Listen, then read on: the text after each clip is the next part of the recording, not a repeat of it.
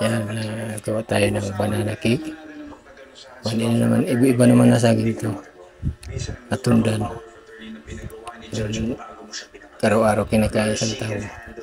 Ay, sobrang ngayon ang tamis. Lutangan ko ng ngumpot, ang tamis. Grabe. Dapat lang, konti lang kasi tamis na. Minikos-mikos ko na. Sinindir ko na yung saging para ninanang ka pindot-pindot sa tinidor para durugon. Ayan. Sinabi ko na rin yung ito. Hinaluan lang ng baking powder. Konting asin. Ayan. Ayan, maya ihalo ko na lahat yan. At nagpapakulo na ako ng tubig. Steam natin. Ayan. Yan ang aking pumindor na maliit na ano lang. Ayan o. Maya-maya.